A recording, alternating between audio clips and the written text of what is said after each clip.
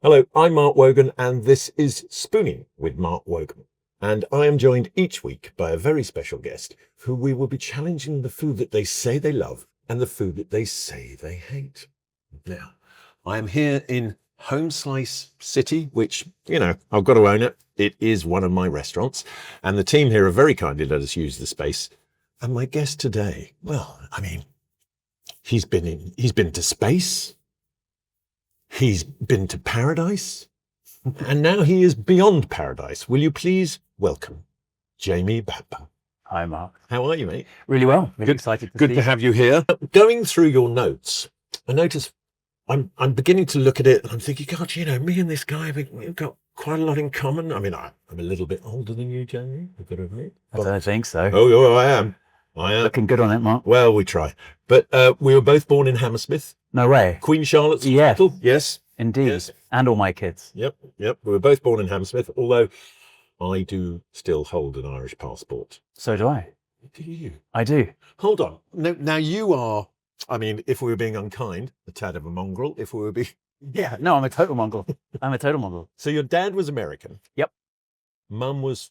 So Dad was born in Detroit, Michigan. Mum was born in Ballymena, County Antrim, so the north of Ireland. And they met on a plane from Dublin to London when she was going back to start a new term at Rose Bruford College of Speech and Drama. Because she is an actress. She was an actress. What's she now, though? She's now a lovely grandmother, my mother still, and she's retired long ago with her husband. My parents got divorced when I was about 20, and they worked in lettings in Isha, and they sold that business about 25 years ago, and they've been living in the south of France ever since. Nice.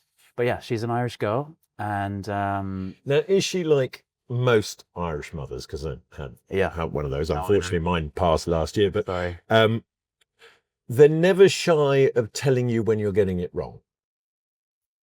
I'll be honest, my mum, and it's a fault of hers, doesn't tell me when I get things wrong. Oh. I think Does she do that Irish thing where she tells someone else to tell you? No, she doesn't even do that. So I don't know. She's ridiculously supportive. So when I went into this crazy profession, my dad had seen my mum struggle through it, and was a bit nonplussed about me turning my back on. I was quite promising academically, and I had other perceived strings to my bow. I wasn't aware I could play the violin, but Mum was very encouraging, always very encouraging, and almost to a fault. Like she won't tell me when I've made a misstep, and I've made many. And she's the opposite. You might argue that's the kind thing to do. Let you learn from your own mistakes. Yeah, and I've done that. Do you find, because you're a parent now? How old are your kids? So Isla is graduating Bristol. She's 21. And then Ava and Darcy are 20, twins. My kids have had a front seat at a pretty interesting roller coaster. We've lived all over. We've done all sorts of things. Kerry and I, my wife's also an actor. And they have, each of them got talent, and I've seen them do stuff which is extraordinary. But they don't romanticize it. It's not a romantic other world that they want to appropriate for themselves. They've seen it up close and personal. And so Ava's played my daughter on a TV show.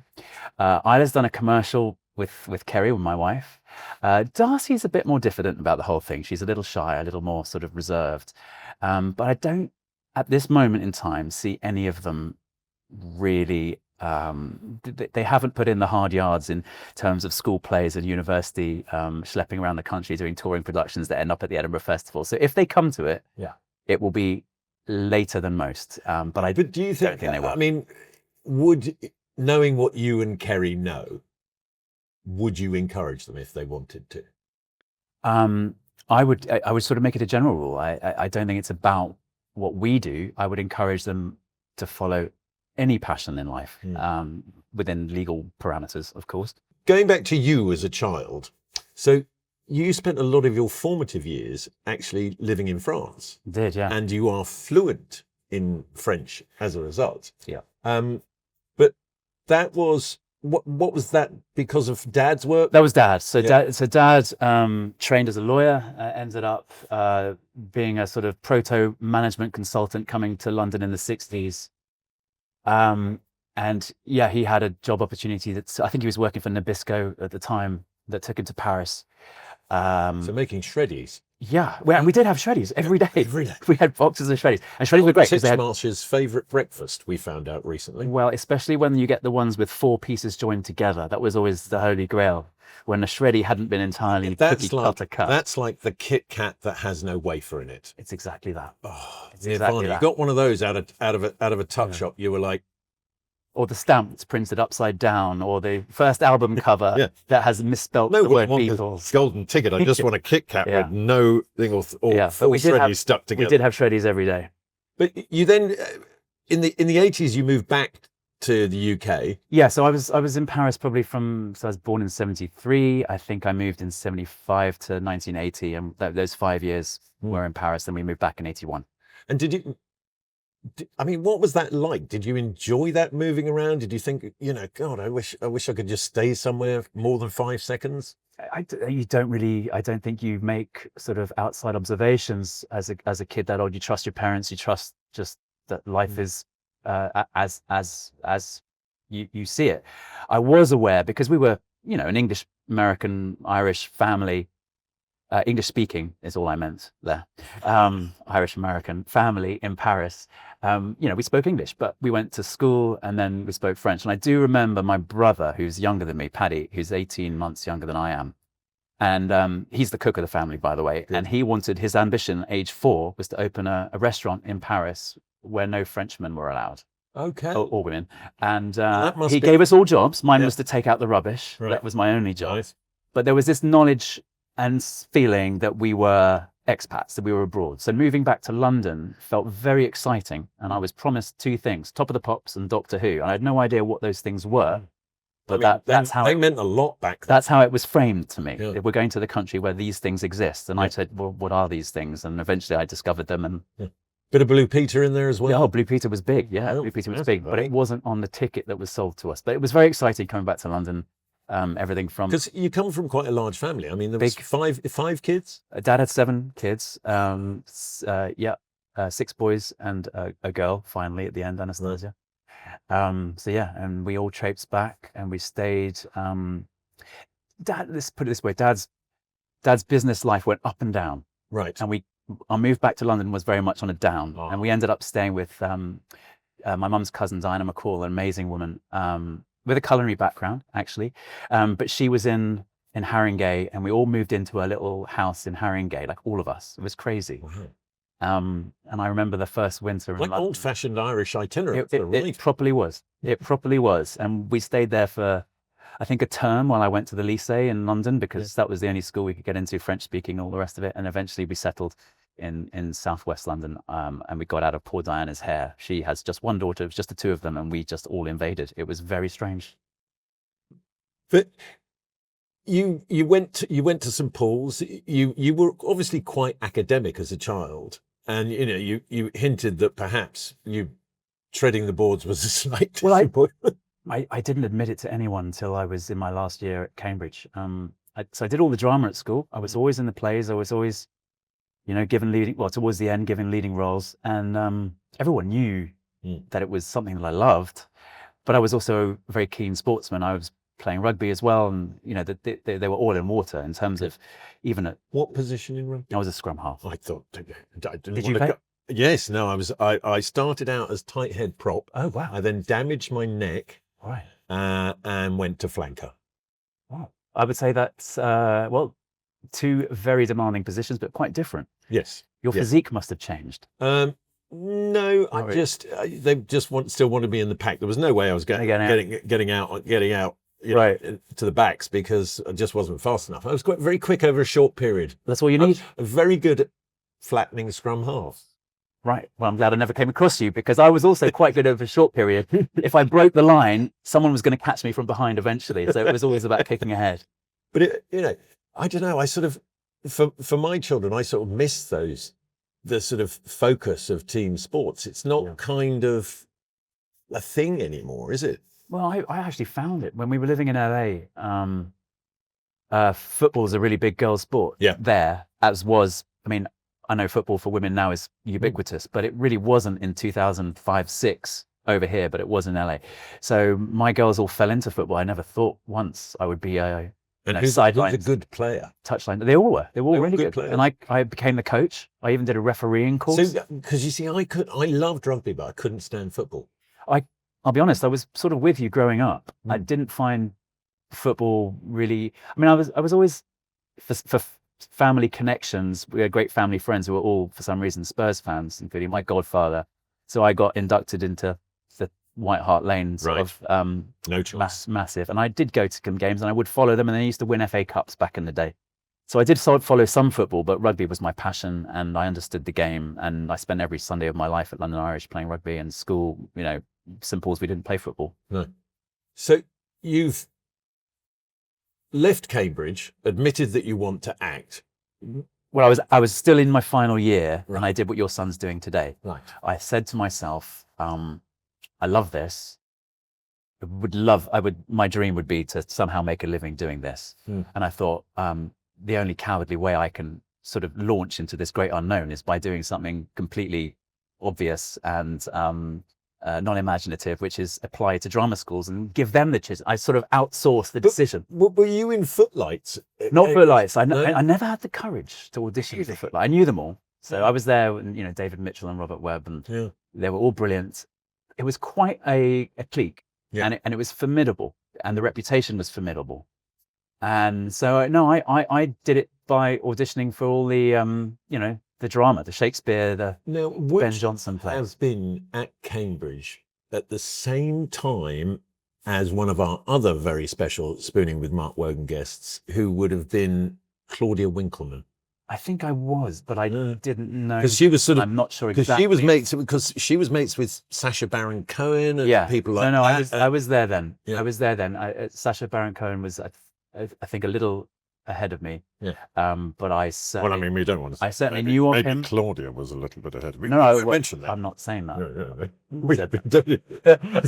I wouldn't dare. But that kind of nomadic lifestyle as a child, did that sort of prepare you for the sort of almost hobo-esque lifestyle of a jobbing actor? I guess I have replicated my parents' sort of lifestyles, I think, in that we have lived in, Kerry and I and the girls have lived in 4 different countries. We've never stayed anywhere longer than about 5 years, LA aside, but even then we would leave to go to make television or film somewhere else and all travel together. So we have been nomadic, peripatetic, but we do find ourselves, did I say very pathetic or peripatetic? I'm not sure. Both apply. But we're back in London, and we've been here we've been in this house 4 years to the day almost. Well, so I'm a bit worried that my wife... So hold on, you moved here essentially during lockdown? We did. We were living in we came from LA to Aix-en-Provence in 2015. We spent 3 years there, moved back to London in 2019, and then lockdown happened, and we were renting short-term accommodation, we thought, in Marylebone, and we ended up staying there for 3 years as a result, and we moved to south of the river now, where we are. Very happy. Good. But it's been 4 years. Yes. I can see a look in my wife's eye. I'm not sure where we'll be. So she drives the moving around? Yeah, more recently. Okay. I drove the move west to Vancouver and then LA. Since then, she's been in charge. Now, as regular listeners will know, anybody who comes on here fills out a questionnaire before they come on. And the depth to which people go into is a really great sort of barometer of how much they love food. And you obviously love food because they were complete answers, which I always love because it makes my job easier. Okay. But it's when you get people like one word sort of, oh God, you look at it and go, they really hate food. Or I have to go to Johnny, the producer's like, could you go back and ask them for a little more detail? Sorry, did I overwhelm you? No, it's great because there's that camp, which are people who, you obviously have an understanding of food because you've traveled and you've eaten in different places and that kind of thing. You have an understanding of food. And then you have people who fill out vast questions on the questionnaire because they're essentially cranks and they don't really like food and they're trying to avoid you feeding them anything. But this was part of when I was sort of reading some of your likes and dislikes, and I thought, no, we're actually very similar. Well, except for... Go on. There was an article about food that you did in 2007 where you professed an enduring love for cottage cheese. Oh no! I can't believe you found that. I've never lived that now, down. Just to interrupt quickly, this is Antonio. He's made you. This was one of your things that you said you loved, and we're quite good at this here. Thank you, Antonio. It's fantastic. Yeah. Which is a pizza. Oh man, yeah. So this is our just straight margherita, because as I say every time this comes up, if you can't make a margherita, you shouldn't be making pizza. But you said you like this cold, so should we just put that to one side and fridge? We'll have it tomorrow. I'll come back tomorrow. Yeah, come back tomorrow. My kids would be so envious. This is their we can just margherita. We can just leave it now. It can go cold. You can put it in a box and take it. I like it hot too. Okay. I mean, do you want some of that now? What else I do have here is. Although what I would probably do with that is smother it with anchovies, capers, and olives.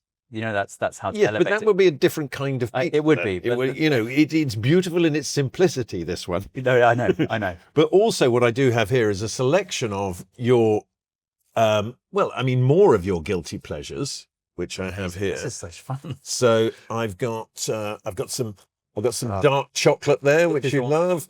I got you some pistachio gelato. Well, see that's Paris, because pistachio ice cream in Europe and on the continent is like one of the flavors. This is Hackney gelato, which I think is particularly good. I mean, that's a good for that's heaven. I mean, and made in Hackney. But that's my childhood. That's going to the Jardin d'Acclimatation in the Bois de I'm Boulogne. going to cheat here. I'm thinking piece of dark chocolate. Okay, now you've got me. Look like that. We are the same person. Oh You're my right. God. We are the same person. Although I will just sort of. You've gone for a more delicate mouthful than me. Oh, that's brilliant. That would be Saturday night viewing telly. Here, let me give you one of those. That would be done. This is perfect, actually. This is a perfect TV dinner. Yeah. But talk to me about your love of cottage cheese, because I think it's not. I think it's the work of the devil. My friend Tilly, I hope she listens or watches to this, because she's never let me forget the quote, which was in that Men's Health article, which was "Cottage cheese is king," I believe was the phrase I used. Yes. This is where I drifted. No. I have come to realise that cottage cheese is very far from king, but at the time, I was, and I think you will relate to this, because I was on a dietary regime, and it was Men's Health. Mm-hmm. It was about how do you, get in shape. And when I did Battlestar Galactica, Eat less, do more. Well, basically that's it. But the thing that I had, there's only 3 times in my life when I've had personal trainers, and one was to get in shape for Battlestar Galactica because they thought I was a bit British and pudgy. And I got this amazing personal trainer, and essentially every meal, the only thing that could lubricate the meal enough to get the dry protein down your throat was this magic ingredient, which was cottage cheese. And in that regard, I stand by the quote. It is king. I hear you. And when I was doing something similar, and I know you've done it quite recently. Yeah, well, not that recently, that's 5 years ago now. But and trust me, it doesn't look the same anymore. But I've seen some pictures, and I think we could put ourselves side by side. Yeah, and well, maybe we'll have a ab off later. No, we just pick our finest moments and then exactly. But no, my thing was 0% Greek yogurt. Yep. That was the only thing that can get endless poached chicken breast, another portion of poached salmon. Yeah, no, I was doing the same. That was cottage cheese, but then my dessert, my pudding, was the 0% yogurt with nuts, and that to this day is still my sort of. Yeah, there was this fantastic thing I found called choc nutrients, and you threw a spoonful of that into the yogurt with some frozen bananas, then in the NutriBullet, instant chocolate banana ice cream. Milkshake. Yeah, no. So. This sounds like new stuff that wasn't available to me back when I was doing. But because you were in Battlestar Galactica, was it 2003 to 2009? Is that correct? 8, yeah. 2008, 2009. Shooting it from those years. 2009 was probably when it aired for the last time. And tell me, was that like a hardcore shooting regime for something like that? Was it like, you only lived that for that period? It was all encompassing, all embracing. It changed my life. We moved, family, had kids, got married. Everything happened in those 5 years. So yeah, all encompassing. But also the greatest learning university of television I've ever, been a part of, because we were in a changing landscape where America didn't really do serialized storytelling very well up until this moment when things like The Sopranos and West Wing and Breaking Bad was after us. But we were the proto binge watching TV things before binge watching was really a thing. And the sort of the highbrow press in America just embraced us. And this show we did it 9 months of the year. It was as close as I've ever come to having an actual proper job where I sort of knew what life was and we could book a family holiday ahead of time. I've never got back to that. I hope to do it one day again. I can see the attraction. Yes. But it was all encompassing. But the beauty of it was an ensemble. So we sort of shared the workload. So you never resented it. It's not like I was doing 80 hours a week on camera. You know, I'd come in for maybe 3.5 days a week. It was great. It was just a beautiful experience. And I want to talk about things that you don't like. Yeah. And I do have something here. And this is, again, we join forces here, because wrapped up in this paper here, I have... Oh, no. No. See... It's Turkish delight. I know. And so, I mean, I like turkey. I know. And I grew up on... But there's nothing delightful about Turkish My delight. mum used to read me the Narnia books when I was a kid in Paris. And the Turkish delight's a very, very big sort of story motivator in that. Yep. It takes the sort of would-be hero to the dark side because it's so delightful. And I never had it as a kid. And when I first did, I thought, I've never been so disappointed. Are we going to be brave and go in? Have some. I'll have Because some. the other thing I liked about when you were writing your answers was the tenacity you have towards things that you don't like. Yeah, I'm It's fascinated like, by it. I don't like that. I'm going to eat it till I do like it. Or I want to know why I don't like it. So go with the principle. You know the principle about olives? Mm-hmm. If somebody doesn't like an olive, give them 7. By the 7th one, they'll like an olive. Well, I've always just believed that about taste in general. When kids say they don't like something, it's not that they don't like it, it's that they're not familiar with it. Okay, I'm going with... Oh, my God. I mean, I'm sure this is a particularly good version, No, it's a very posh, exponent of this particular there's delight. rose and lemon, but it's when you get that, I don't want to eat a rose. I've gone for the lemon one. It's the texture as well. isn't it? It's just gelatinous goo. It's bloody hard to eat. Oh, the other thing we agree on, bubble tea. What a revolting invention that is. I mean, it's just all shades of wrong. Solids in a liquid. I don't know, maybe there's a sort of formative, everyone has a vomiting experience as a child, and it's liquid, but there's also bits in it. And I'm not sure. And they've recreated it as a tea. And chilled it. It's like amniotic fluid Oh, it's awful. or sort of spawning pond water. Yeah. And marshmallows in hot chocolate, I can't do either. Marshmallows, I can't do. You can't do... Oh, no. You see, now, in that very seat, I changed none other than Rick Stein's opinion. On a marshmallows. Okay. If I'd known that, I would have... Well, you haven't changed my opinion on Turkish delight. I've changed my own opinion on it. It's revolting. That's the least offensive version. That's not too sweet. Like some of them are... Well, no, that fries Turkish delight, but they try and trick you by wrapping it in chocolate, Oh. and it's still revolting. Yeah. You see, now, my brother and I are very different people. He has, when it comes to confectionery, the palate of an old lady, because he likes fries Turkish delight and Parma violets. Oh, no. I mean, I wouldn't say that in public, would you? I don't know what a Parma violet is, I'll be honest, but it doesn't sound good. It's essentially a dark chocolate, and it's got a paste in the middle of it that is flavoured with lavender. Oh, dear. Sounds like an old granny's soap. Yeah, no, honestly. No. Or something else. Yeah. But no, revolting.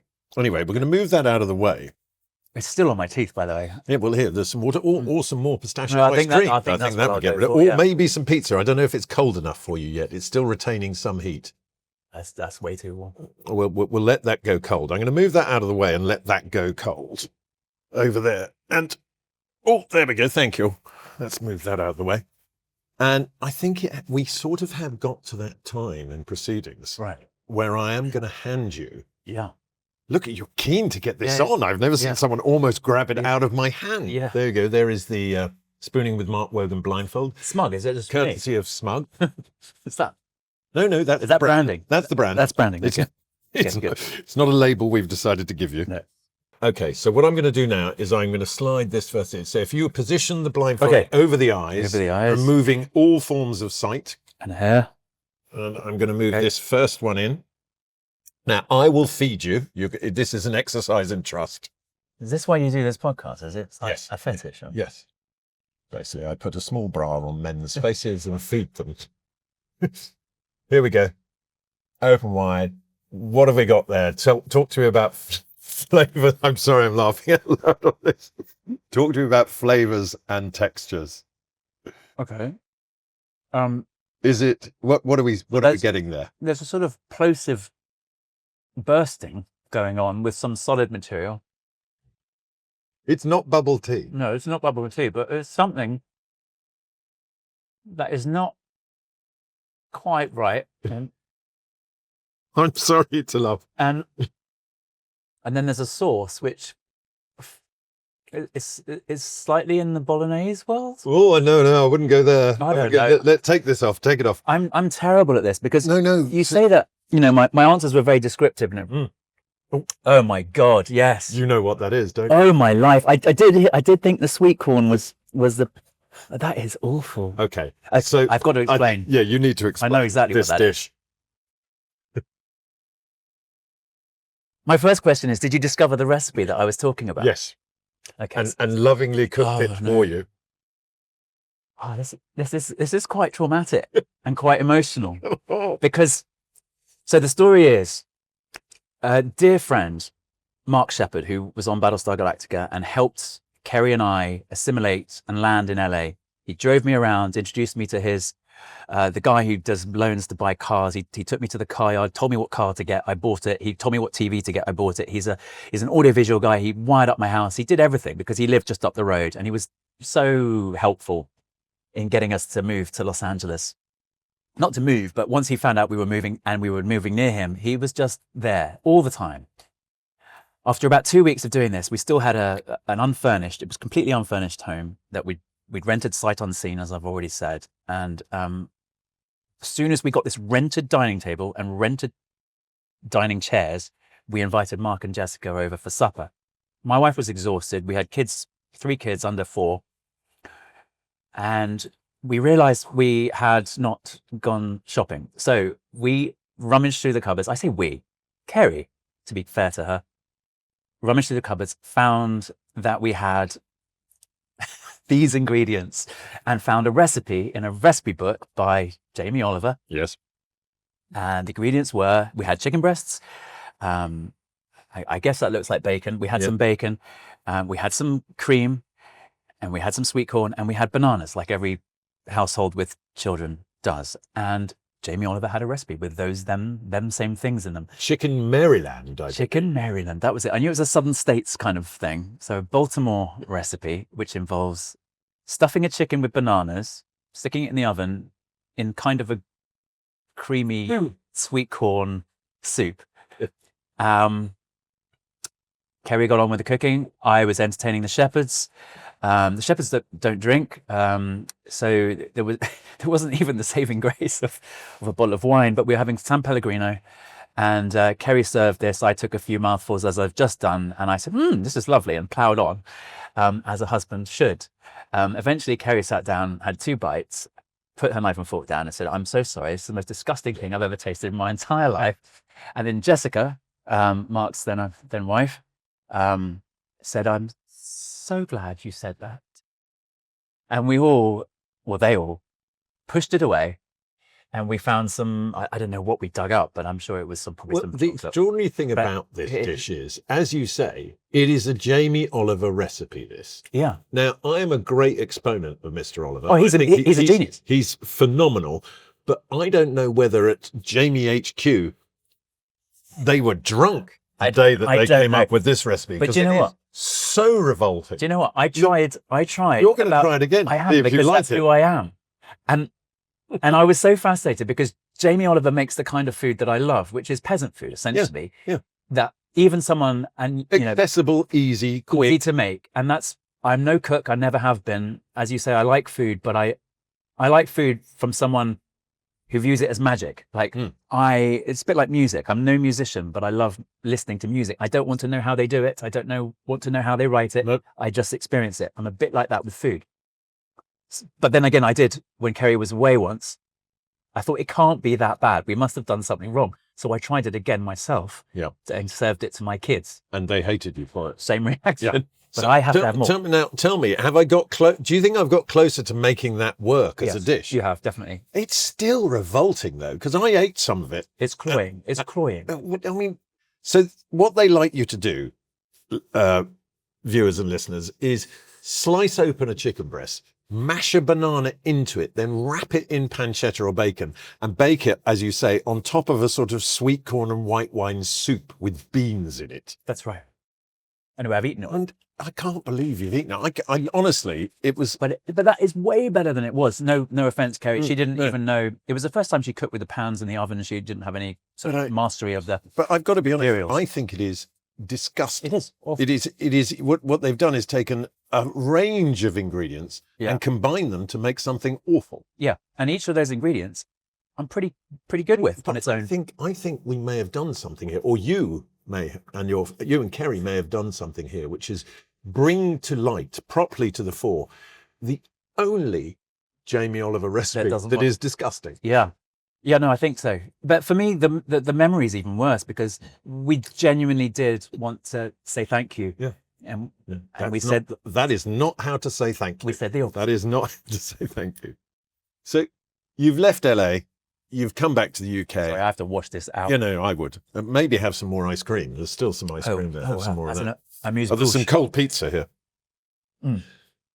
Still good. And you know, you've had lots of co-stars. I mean, if I look through your list of credits, it is endless. I mean, you kind of, as an actor, you've always been in work. Yeah. I mean, which is rare. But that can be a euphemism too, Mark. The work isn't always the work that you'd want to be doing, and that's the difficulty of being an actor. It's sometimes you're a chooser, and I have been a picker over the years in certain moments, and sometimes you do what's there. You do what's there. You eat what you're served, and you say thank you very much. And it may be bananas and sweet corn in a creamy soup, but you have to stay alive. Are there any roles? Now, this I do like, and it's an awful question to ask any actor. Is there any roles that you were down to the last two on that ended up being enormous for someone else, and you can't watch it? Yes, there are. I'm not sure I was even down to the last two of this particular thing that I'm about to say. But I was definitely in the mix. I was in the mix. So it was in the papers. It was in the trade magazines that this was something that may happen. But technically, I wasn't available. But I then read the script, and I said, "This is not good, and I don't want to do it anyway." And it turned into The Walking Dead, and Andrew Lincoln's doing very well. But so it was never offered to me, and I'm sure he was, a choice above me. But it was one of those things that I knew, and my agent in LA was saying, they're interested in you for this. Because what's that on now? Season 900, 400, and I know. Yeah. I mean, never have to work again. Yeah. If they cancelled it tomorrow, Andrew Lincoln would never have to work again. Oh, I don't think he does. No. But I, on the other hand, are now in Beyond Paradise. Beyond Paradise, which is amazing. Tell us about your character, Archie. So the premise of Beyond Paradise is simply that Chris Marshall's character, Humphrey, who has been out in Guadeloupe working as a police officer, has come home with his girlfriend back to the UK. But he's still a fish out of water because he's moving to where she comes from. He was from the Met Police. Yep. He's moving to a fictional town called Shipton Abbot in Devon. It's where she grew up. So he's inheriting and being introduced to her formative world. I, Archie Hughes, am her ex-fiancé, who owns a vineyard in said world, and his family and her family are best friends. They were childhood friends, and so they share an awful lot, which Humphrey does not. You're almost the Owen Wilson in Meet the Fockers character, aren't you? I guess I haven't thought about that. I guess I am. I'm the alternate, the path not chosen. I'm the alternative who presents himself as a new alternative. And essentially what I'm doing in the show is is, and this is selfless. I am making them really choose each other and Yes. giving them a chance to have an even stronger relationship. Although people have thought that I was up to no good, which I don't really. Does agree with. Chris Marshall have a deal with his agent that he only gets location shoots in really lovely parts of the world? That's Because it is a beautiful sound- part of the world where this is shot, stunning. and, Oh, it's stunning. and Death in Paradise as well. I mean, it's It's not stunning. exactly a bind, Yeah, is it? yeah. No, Chris is doing something right on many levels, but no, it is. We film largely around Loo in Cornwall. The only controversy about the show is the fact that we set it in Devon, but we actually Yes. are the other I side. don't of it. imagine the Cornish are particularly happy. We do shoot some of it in Devon, but Lou is the star of the show on the credits and those harbour And it is shots. beautiful. I love it because I know North Cornwall a lot better. I have friends there and I've visited more. But I found the South Coast just it's less gentrified, it's less sort of London, and there's You won't get run over by Gordon Ramsay in his Range Rover. not so far. No. Not so far. And I love the little, the day fishing they still do out of Loo. They catch the catch and they come back in. They're not big trawlers that are spending nights out at sea, and they sell it in the market right there in front of you. And there is a sense, it's proper fish. And come September, when the tourists, and they tend to be slightly less flash brand of tourists, shall we say, when they go home, the locals reclaim their town, and there's a real sense that this place is inhabited by locals. Camper vans rather than Teslas. Totally, totally. And I can't help but look in the window of all the estate agents every time and fantasize about becoming more of a local. But I don't think I. Do you think your wife is planning that as the next move? She's saying, "Don't look. How long is Beyond Paradise going to run?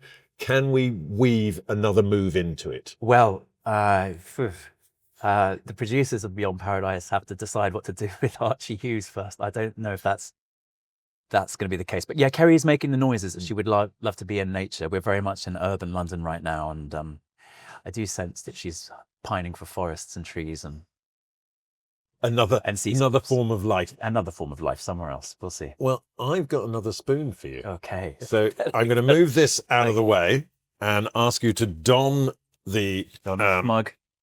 Don the smug again. Hold on, let me just put that down there.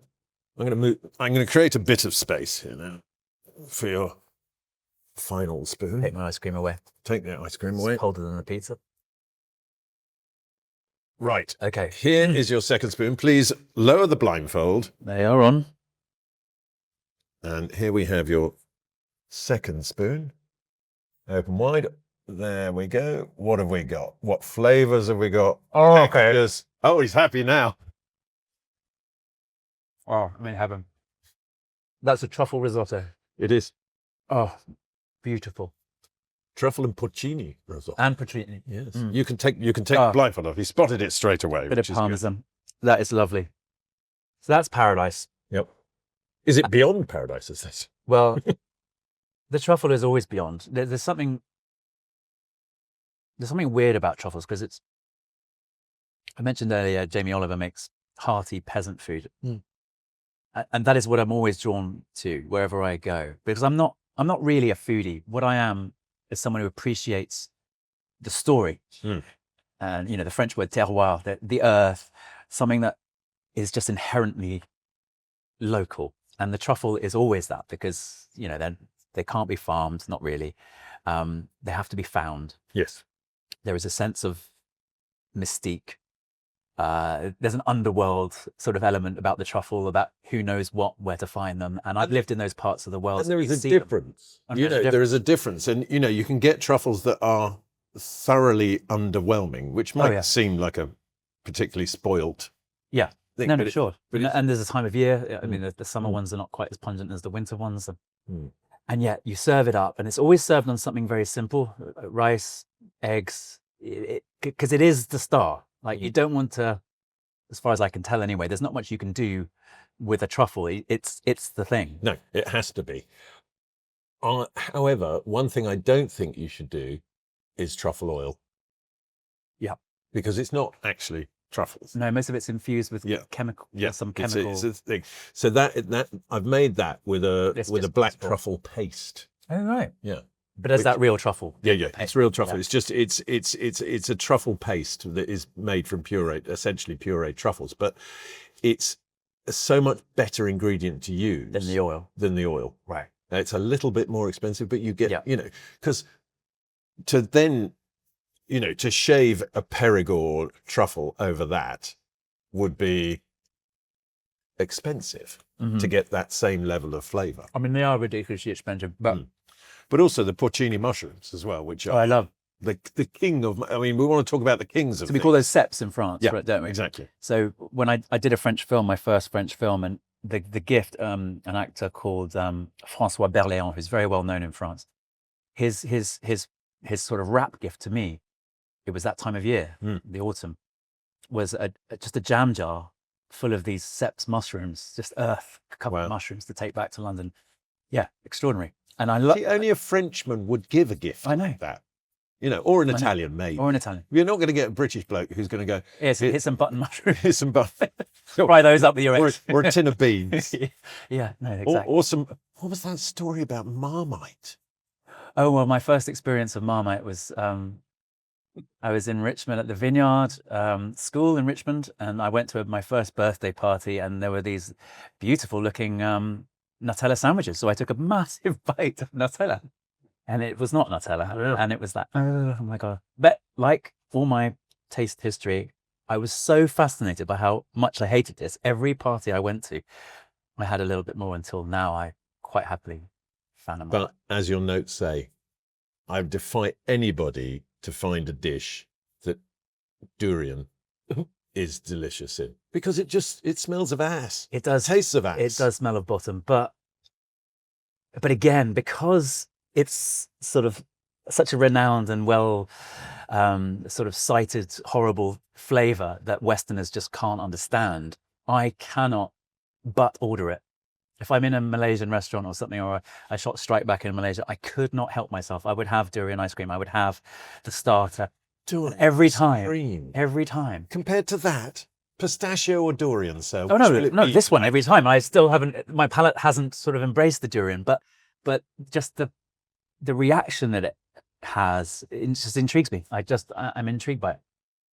Well, may your journey with food continue. Thank you. But Beyond Paradise is now available on the iPlayer. Yep, but it's one of those rare shows where families do watch it together. Yeah. It's really inclusive and lovely, and I'm very proud of it. So Well, it's a beautiful looking show, and it's you. a great show. Congratulations. Thank you very much, Mark. But that is all for this week on Spooning. Well, So it's been a thank pleasure. you, Jamie, for coming along, being brave and eating that revolting Jamie Oliver dish.